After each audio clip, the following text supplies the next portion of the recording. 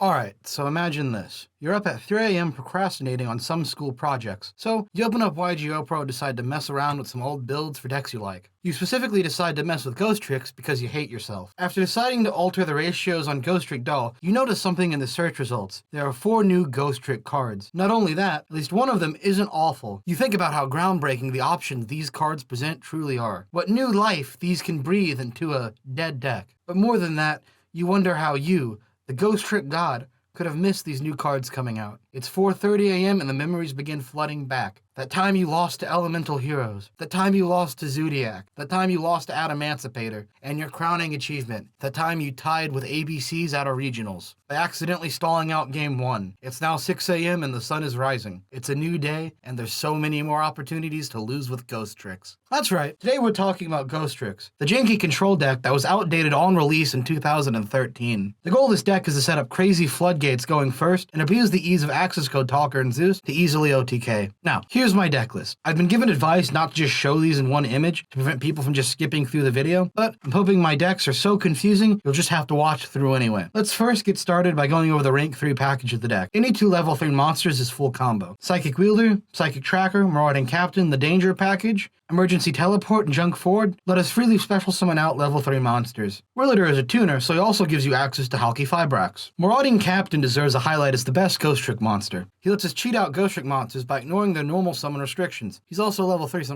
Now let's talk about the Ghostrick engines. Ghostrick Nekomusume and Ghostrick Fairy are our normal summons, or should I say sets. Nekomusume is an insane floodgate that mandatory flips all your opponent's level 4 or higher monsters. And Ghostrick Fairy lets us recur value, and lets us Book of Eclipse our opponent's board without the punishment. Well, I suppose the punishment's playing Ghostricks, but, well, looking at these cards, I bet you're wondering how we consistently set up these 2 monsters. Nekomusume has the requirement of having to control another Ghostrick monster, and Ghostrick Fairy requires you to have a Ghostrick monster in grave. That's where Ghostrick Angel of Mischief and Ghostrick Shot comes into play. Angel of Mischief lets you overlay her on top of a rank 3, as well as searching a spell, and Ghostrick Shot lets you special summon 1 Ghostrick monster from field or hand, and then flip 1 Ghostrick card you control face up, and it can give you a free material when banished from grave. These 2 cards give you a searchable, recurable combo engine. I'll explain the full combos in a later section. The other Ghostrick Trap and Field spells all are one of searchable playmakers depending on what's needed for every situation. Ghostrick Mansion combos with the Ghostrick Extra Deck monster, Ghostrick Festival, to let you attack directly and set up Zeus. Use Ghostrick Scare to set up and protect your floodgates. Use Ghostrick Knight to win more, and use Ghostrick Trick or Treat to win long games or grind games. We're also running a pretty standard hand trap and anti-hand trap package. Do note that Ash, Blossom, and Ghost Ogre are grade 3 tuners. They can also be used to set up an XYZ or Hulk to OTK. We're running 1 effect to combo with Hulk, Selene, and Crossout Designator. In the extra deck, we have Divine Arsenal Alcoholics Anonymous Zeus Sky Thunder, who takes advantage of this deck's ability to direct attack to overlay for free.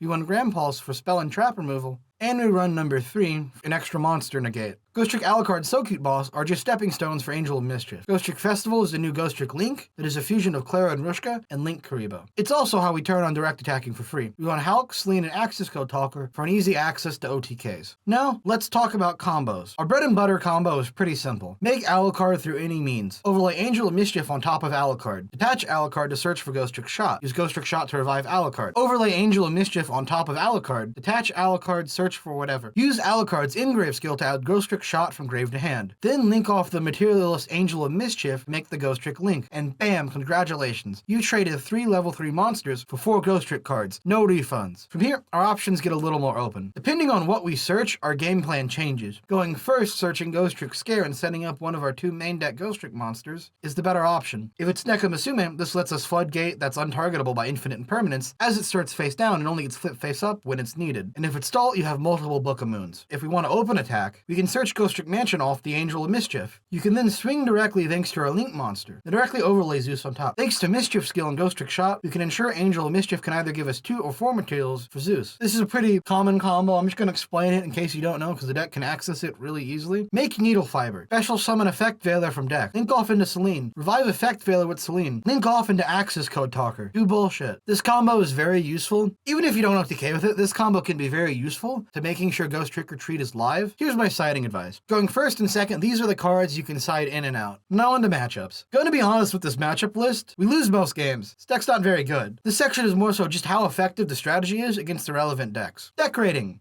I'm giving this deck a 4 on the Justin deck rating scale. 0 not being a deck, 4 being playable, 7 being good rogue, and 10 being meta. This deck is okay on consistency, but it isn't anything meta-defining. It's got an 85.7% chance of not bricking, and about a 57.7% chance to go fully off. For an awful deck like Ghostrick, this is extremely good considering how powerful the control options can be, and considering how old the deck is. Really keep this deck from being rogue, however, is the deck's inability to play around excessive removal. This deck fights tooth and nail for value, so being thrown behind can just take out the deck completely. This deck can handle being hand trapped surprisingly well, but it's not ideal. I'd recommend this deck to anyone who hates themselves. 10 out of 10.